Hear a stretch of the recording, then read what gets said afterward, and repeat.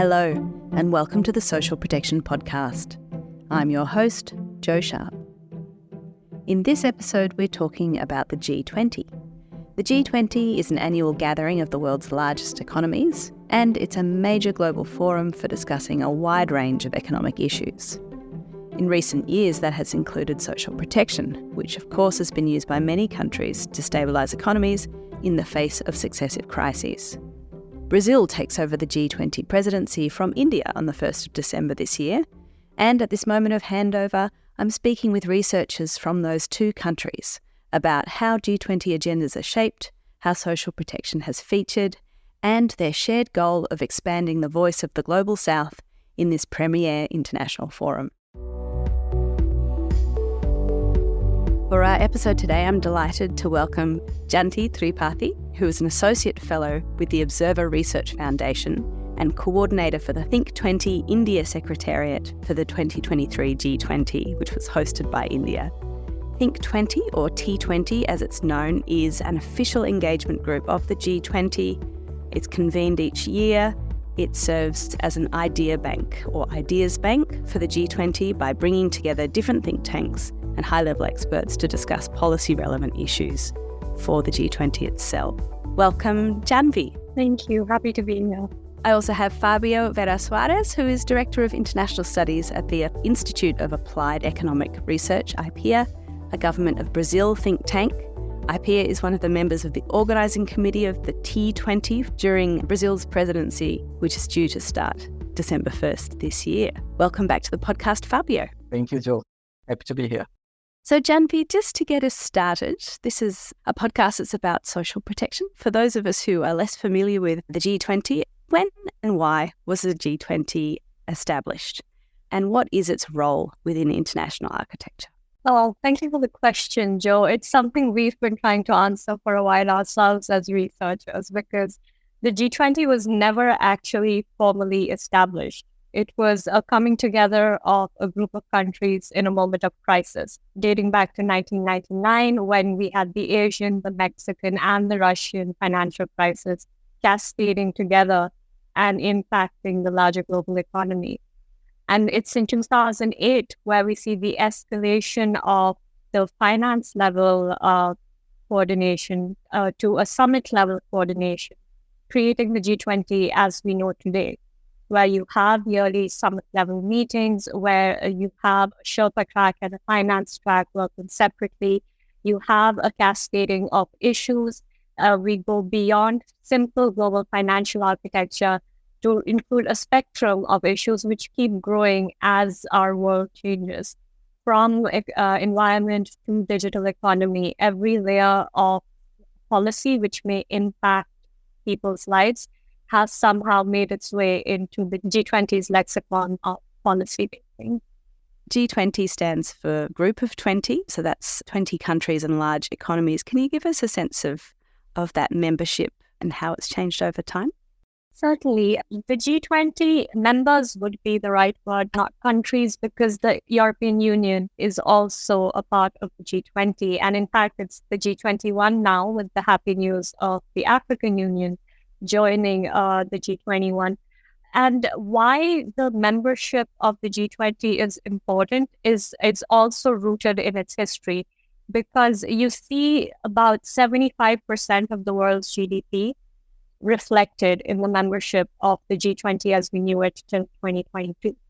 So it is a matter of members with the biggest stake in the world economy and the biggest stake in globalization's functioning, and ensuring that it works in the interest of the many.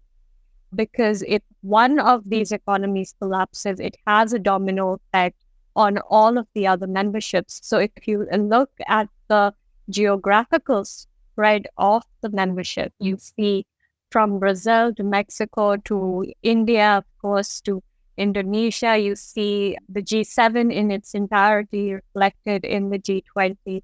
I would argue that the G20 broadens the horizons of consensus building, which is one of the biggest roles of the G20, to create consensus on global issues amongst those with the biggest stake as well as the most power to mobilize action on serious global concerns. Fábio, as Jhanvi was just outlining, the G20 initially came together during the context of crisis, in this case, financial crisis. And of course, in recent years, we have seen global economies look to social protection to respond to a range of crises. So I wanted to ask you, how has social protection featured on the G20 agenda since its creation and in those early days? I would say that social protection actually began prominence in the G20 debate on the second phase of the existence of this group.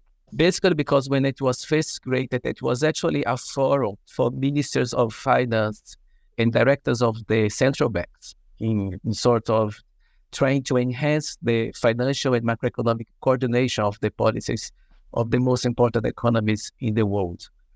And that was just after the Russia crisis and the Asian crisis in the late 1990s. It actually gains a new dimension and a more prominent dimension after what was called at the time the triple F crisis. That was the finance crisis, the food crisis, and the fuel crisis. And I think that social protection actually gained prominence there because of the two final Fs. It was basically because of the food crisis. Those prices of food had increased. Poverty also increased. And also because of the fuel crisis, because it became fiscally unsustainable for many countries to sustain subsidies for fuel. And there were many people saying that, look, instead of paying subsidies for the fuel, we could actually increase social protection coverage, increase people income so that they could afford this higher price, so they could cushion this higher price. So it came in a very instrumental way. And it's important to remember that at the time, we're in the final push for the MDGs, the Millennial Development Goals, that were later replaced by the Sustainable Development Goals. So during that time, when the push for a bigger G20 now, with the head of government and the head of the states coming together and committing to do things, committing to pushing a developmental agenda, in an agenda that would reduce the impact of the crisis. It is in this context that the growth of the resilience that had social protection as a key component came about. To continue with you, Fábio, then, as I mentioned earlier, of course, we have very recently lived through, or perhaps are living through, a phase of unprecedented crisis, beginning with the COVID pandemic in 2020. And we've talked about food. Here we are again with food prices increasing, particularly last year, partly as a knock-on effect from the war in Ukraine. So to kind of extend this theme, I'd be interested to hear from you how social protection has featured in recent G20 agendas, especially in the context of those crises. So if social protection was quite prominent in the agenda back in the early 2010, I would say that it makes a comeback, the discussion to agenda with the COVID-19 crisis.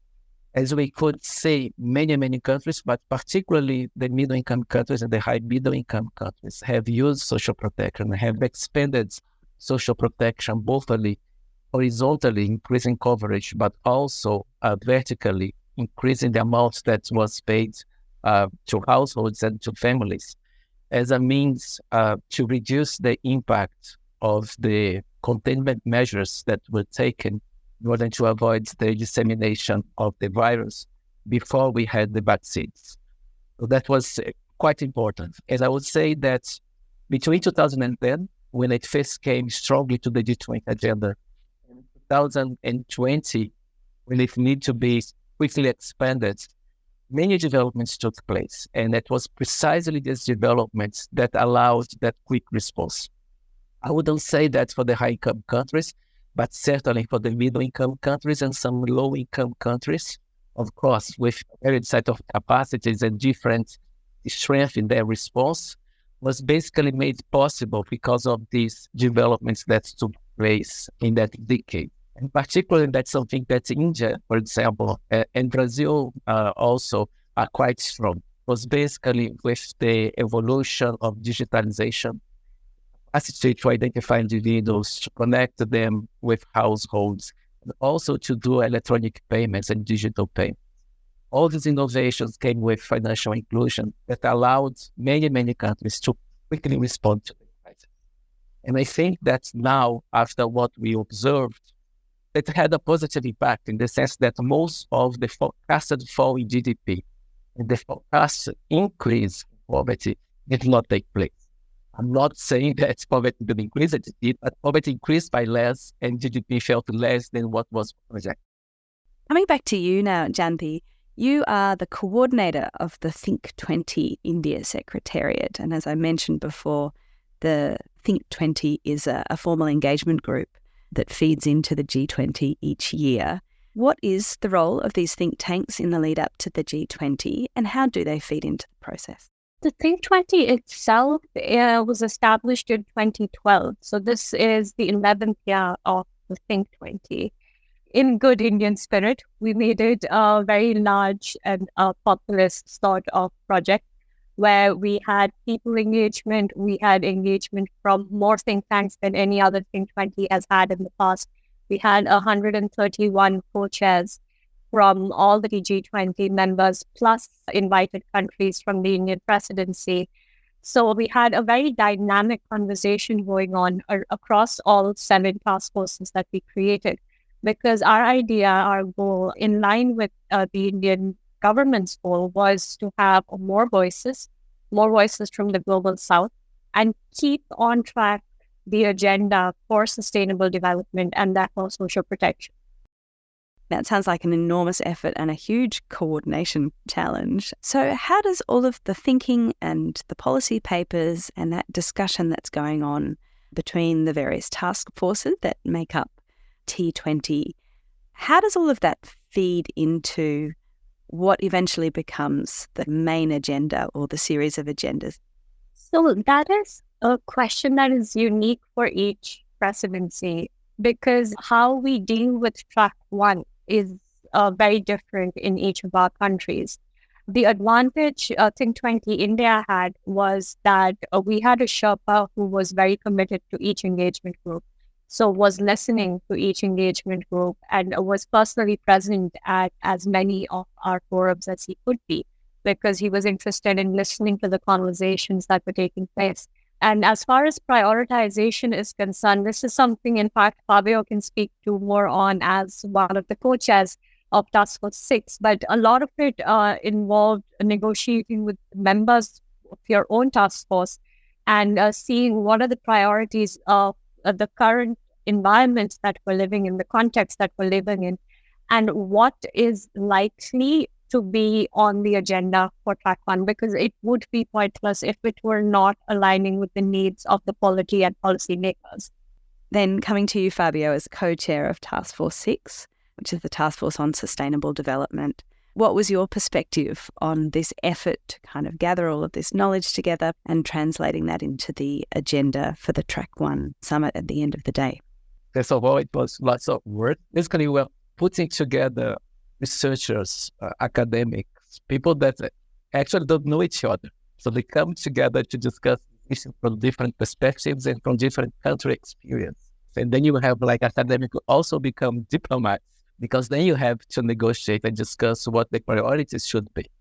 But on that, we are actually guided by the priorities set by the country for its presidency. So India has set its own priorities, and among them, we had, of course, the issue of accelerating SDGs, because the report on SDGs, on the progress of this, which just came out this year, and we are really lagging behind because of the multiple and cascaded crises that we're facing.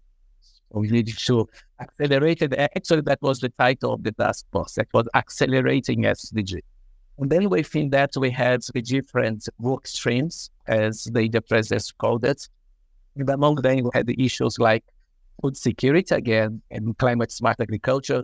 And also we had women empowerment that came quite strong, and say that one of the results of this process is actually now we have a women empowerment working group within the official Sherpa that's going to start now in Brazil's presidency.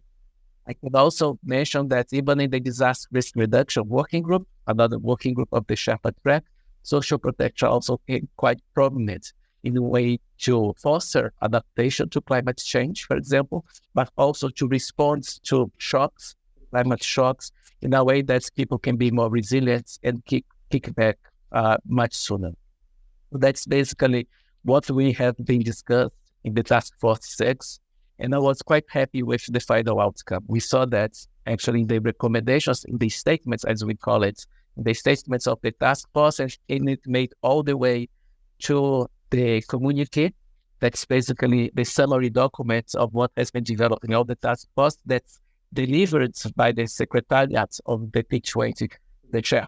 And then the Sherpa communicates that to the leaders. Then I should say that the socialprotection.org actually got to be mentioned in the final communique. Just remember that the socialprotection.org is actually one outcome of the recommendations that dates back to 2010, 2011, and the work of the development working group within the G20. That's right. Frequent listeners may not know, as Fábio has just said, that socialprotection.org was an outcome from the sort of early 2010s, recognising the need for more knowledge sharing between member states and, of course, low and middle income countries on social protection. So we are a product of the G20 ourselves. Jhanvi, continuing to talk about India's presidency this year and the year that's about to conclude, if we look at the G20 leaders' joint declaration, there are two social protection related issues that are highlighted in particular. One is social protection financing, which is a big topic also in the context of the need to accelerate SDGs. But also, interestingly, social protection for gig or platform workers, which is perhaps more of a niche topic in this field. Can you outline what was discussed or agreed with reference to those topics? In terms of social protection in New Delhi Leaders Declaration, it's not just limited to the two topics you outlined. In fact, there's a large chunk of the Leaders Declaration which also discusses women empowerment and women-led development in the context of social protection. So I would really like to highlight that because it was a very high priority area for the Indian G20 women-led development.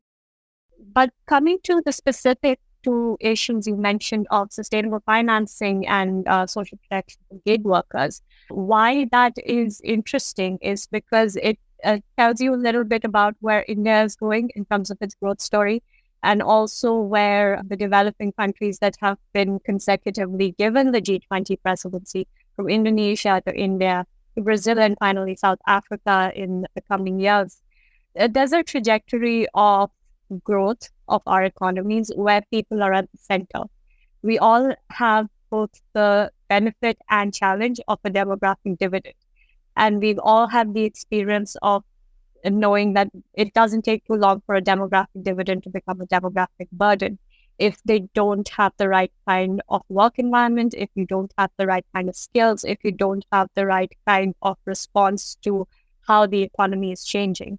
So if we look at the content of the social protection for gig workers as well as for sustainable financing of social protection, it's more about ensuring that investment is made into people, that there's investment made into giving them the right kind of skills to meet new opportunities, even as old opportunities become redundant. All of our economies are going through a shift where digitization and automation are replacing, so to speak, classic labor.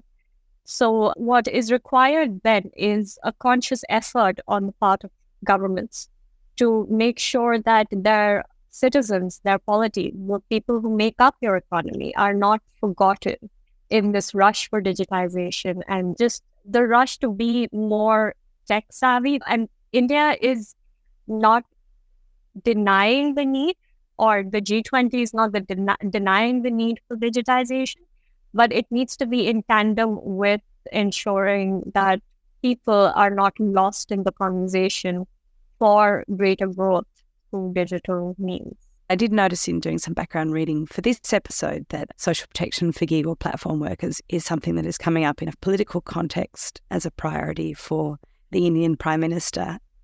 I would say that political priorities of any government which has the G20 presidency are likely to make their way into their own G20 agenda.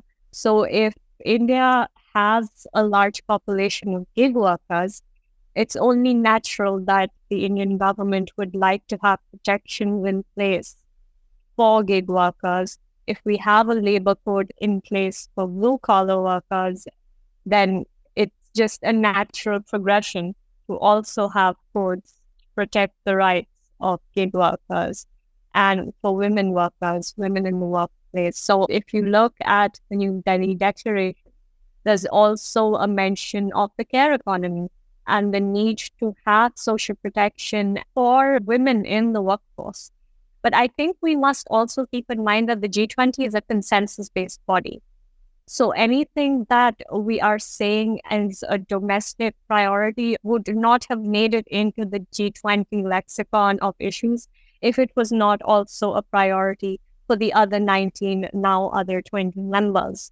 If, for instance, in India, we have other domestic issues that don't necessarily implicate G20, and they've not made their way into the G20 lexicon. But something we prioritize, for instance, with lifestyles for environment, which is in fact goal 12 of the SDGs. If anybody in the global West wants to look at the SDG goals again, sustainable consumption and production exists as part of the SDGs. We've just given it new life, so to speak, lifestyles for environment. So it's very much a going back to the roots because of what Fábio mentioned. There's so much we've not done, and there's been so much backtracking on the SDGs, and there's so much to distract us in the global context. It's just so much constantly going on. How do we keep the focus on development, on growth, on the needs of the larger populations of the world? So that was very much at the center of India's G20, putting in the voices of the global south, keeping on track development, and making sure that there's less noise and more work. Fábio, Brazil, as we've discussed, will assume the presidency of the G20 in December this year. What are the key themes and priorities for next year? Well, President Lula has announced the Brazil three priorities during the G20 summit in Delhi. Basically, the first priority is actually fighting against poverty and hunger, which is, as you say, it's another domestic discussion because he also ran in his first two terms along this platform. The second one is energy transition and sustainable development in its three dimensions, the environmental, but also the social and the economic dimension. And the third one is the reform of the multilateral governance and the multilateral institutions. And all these under the chapeau of inequality. So that's the light or the focus that Brazil's presidency to the G20 wants to give, is how inequality cuts across poverty and hunger, but also the issue of energy transition, because we want to have just an energy transition. We need to have workers that are able to find jobs with this new so-called green economy, and also the issue of inequality. So giving the global south more power in the global distribution of voice and votes within them that reflects the current world and not the world in the post-Second World War. I think that's something that's important to say, is that even though the G20 presidency has this freedom to set up what are the priority issues that's going to be discussed, it also has to convey the guests, the other countries, and it has a function that's to find consensus. So there are some uncomfortable issues that came into the priorities of Brazil to shed the light on issues that are more relevant for the global south. Sometimes, for example, the issue of climate justice and that the northern countries have to contribute more to the transitions that we need to do are things that are not consensual. So actually, we try to push the boundaries, but I mean, the rotating president needs to find a consensus so that in the end we have a joint leaders' declaration.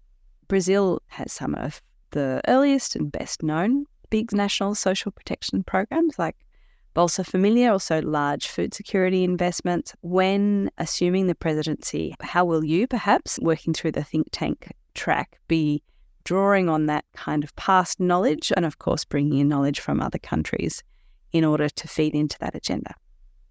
Actually, you can see that both the G20 like official track and also on the G20. President Lula, again, he announced this special task force to set up an alliance against poverty and hunger.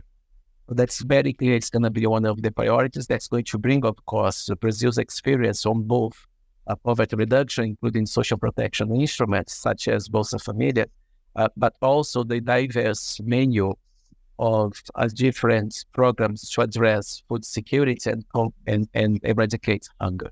So in the case of Brazil, what we're discussing with the national think tanks, and we're going to discuss this week with the international think tanks, is to have one task force dedicated to the issue of inequality, poverty, and hunger. And there we want to also to discuss the sustainable development goals and how we need to accelerate it, but always with a view to reducing inequality, fighting poverty, and fighting hunger, actually eradicating them. For that, we do need to have bilateral and trilateral cooperation, South-South cooperation, which is related to SDG 17, partnerships and cooperation. Sometimes we don't talk about this so important SDG that also discuss how we are going to finance this whole process. With the funding to accelerating SDG, the funding to increase social protection coverage in all the programs that fight hunger and poverty are going to be crucial. And I think that the brains of the different banks around the world that have been studying this issue is going to be quite important. Jhanvi, as I understand it, your field or background is actually in international trade policy. So very different field to social protection that we've been discussing today, for which thank you for your sort of patience and forbearance as we've focused in on one niche topic, recognising, of course, that the agenda for the G20 is much, much, much broader. But I'd be interested to hear from you, especially with your trade background. Why is it important that leaders at the G20 do address issues like social protection, human development, resilience, alongside these issues like macroeconomics and trade policy? The answer is very simple, Joe. The actors in an economy, the actors in trade are humans. The health of an economy is directly dependent on the health of the actors in the economy. Whether you look at the WTO, whether you look at the IMF, any rules they are making are going to be impacting the lives of individuals governments care about, not only because they represent them at a global level, but also because they have been voted in all democracies in the interest of the people, for the people, and by the people. So it would make no sense for the G20 to not discuss issues about the people. And it's something that India has been saying for a while, that this was a people's G20. It's something we've been reiterating constantly. The Think 20 alone took Think 20 to 15 states in India and 6 geographies abroad for this precise reason, because more voices are important. And if you're not responding to the problems that people are facing every day, there's really very little point to policy making. Because whom are you making these policies for, if not for all of these actors in the economy? Fábio, finally, let me turn to you. The G20 is, one of many different international groupings, one of many international fora that's held each year, albeit one of the more important ones. How relevant and influential is the G20 over things like social protection policies in member states? Do you see the G20 setting social protection agendas and driving change, or is it more about reflecting current issues? It's not easy to answer. I see that social protection has come to prominence as a response to the crisis. And actually, it's interesting to see that it came in a way that it was seen as an important component to allow growth with resilience. In the sense that we know that it's hard to keep high rates of growth for a long time without having crisis kicking in. We do need to have automatic stabilizers that are good for the economy, like I said, in the case of the COVID-19, but also to protect people's livelihoods and to ensure that people have their rights, the basic human rights and social protection, which is one of them. In that sense, I see that in the future of the G20, perhaps social protection will come in and out as needs goes, because, of course, they are looking at the issues that are learning at that time that need to be addressed. What I see for the international community working around social protection is that it's important to seize the moment, and I think that they have done in a very good way. So if we look at the socialprotection.org itself as one of the recommendations of the G20, we can see that's a very special outcome. It had some challenges, we know, but it has contributed a lot for the knowledge sharing among countries, particularly to middle-income countries to low-income countries. It was actually the mandate that the platform had. We also look at the Social Protection Agency Cooperation Board. What it has done for the past 10 years, it's actually an achievement. The agencies that work in the area, they have cooperated more.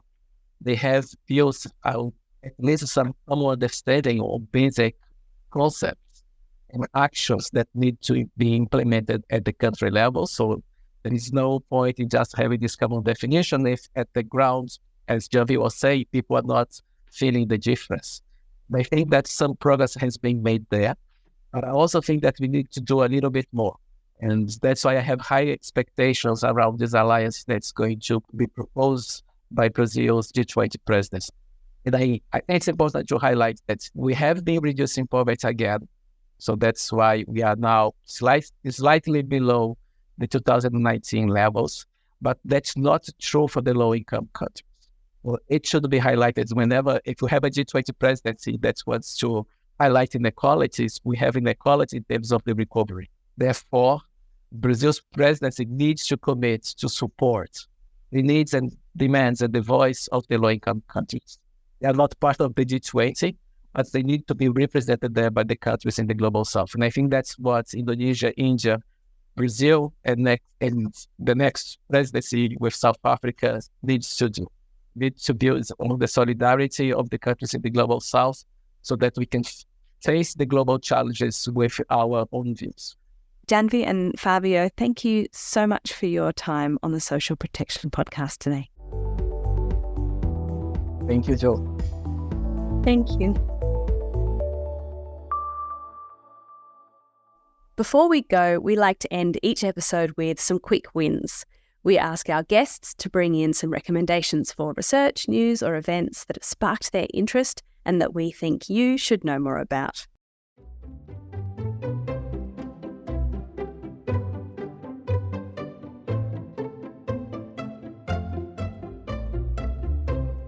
Joining us for Quick Wins today is Carla Mejia, who is Regional Nutrition Advisor for WFP in Latin America and the Caribbean. Welcome, Carla. Thank you so much for having me, Joe. In the interview we just heard, we talked a bit about how food security and nutrition would likely feature on the agenda for Brazil's presidency of the G20 in the coming year. That's a nice introduction to the first piece you've brought in for us to talk about today. Mm-hmm. WFP, as I understand it, recently hosted a side event at the 51st Committee for Food Security titled Nourishing Progress, reflecting on a decade of social protection innovations and thinking for zero hunger. So I'm intrigued, what are some of the ways that the thinking on this topic, which is how can social protection contribute to better nutrition and food security, how has that evolved over the past 10 years? Thank you so much for asking this question. And one of the things that, in fact, caught my attention that was highlighted in the discussion was that social protection interventions, in fact, have been proven to be effective in reducing food insecurity over the years, but not so much in regards to nutrition security. In other words, the contribution to basic income security provided through social protection networks was proven to be necessary, but yet insufficient to impact nutrition status. And so social protection systems then require linkages with other systems, most importantly food systems, and also across sectors with the health sector, education sector, and as well with policies in order to achieve these nutrition outcomes. One of the things that to me was emphasized significantly was how the cost of a nutritious diet tends to be higher than the spending allocated for such diets in low-income and low-medium-income countries. Then it's not surprising, that the nutrition-sensitive social protection systems have significant but modest impact on stunting, for example, in part due to this underestimation of the cost of healthy diets. And according to the speakers, this also reflects the fact that many social protection programs do not include design features that recognize these intersecting inequalities at the root of vulnerability, or that by design, they focus on this nutritional impact but yet they do not focus on how to do it and how to effectively implement or monitor and evaluate. And this is especially true for groups that deserve special attention. For example, children below the age of 2 and their mothers, or adolescent girls. And this is also especially true in my region, where the double burden of malnutrition affects countries in such a way that results in losses of GDP of up to 16% annually. Thank you. As you say, this is a really important issue, and it is really interesting to think about how we move from food security and zero hunger into that kind of realm of interventions that are more able to address the complex challenge of nutrition. And so with that in mind, I know that you've also brought in a new set of resources on social protection, Pathways to Nutrition. Why should listeners check those out? I think it's important to know what was the goal of this whole evidence piece that took years to get completed by WFP colleagues in combination with IDS and IFPRI. And the goal of the project was to review all the evidence in the region, and propose an analytical and operational framework that in fact connects social protection to better nutrition outcomes. The study seeks to link not only these positive impacts of social protection interventions throughout the various countries in the region that were analyzed on diet and nutritional outcomes by building robust evidence that focus not only on what works, but also on what kind of doesn't, how and why, so that we can contribute to better well-being in the region. Secondly, within this context, we unpack all these impact pathways and jointly explore the design and implementation features of all these programs to see, again, what kind of barriers and enablers either hinder or facilitate positive nutritional outcomes in the short, medium, and long run. What I think was a key outcome of the study, as I said, was these two frameworks.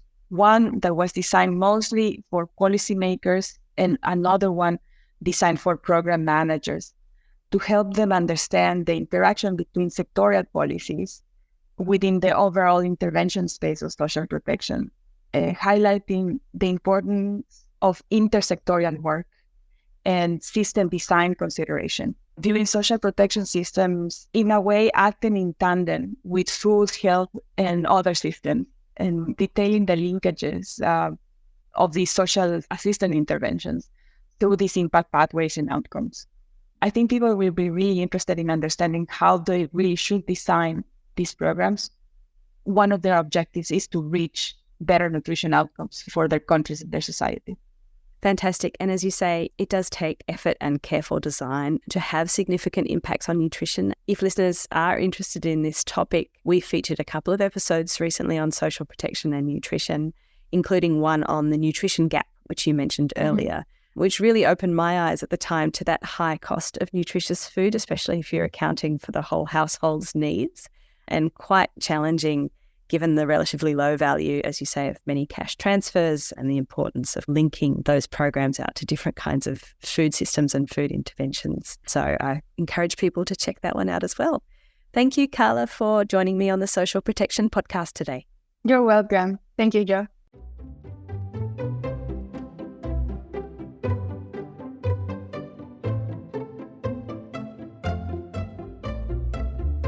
And thank you for listening to the Social Protection Podcast. We are a production of socialprotection.org. Follow us on Twitter at @SP_gateway and find us on Facebook, YouTube and LinkedIn. Subscribe to this podcast via Apple Podcast or Spotify, and we are so grateful when you leave a review. Back next month. See you then.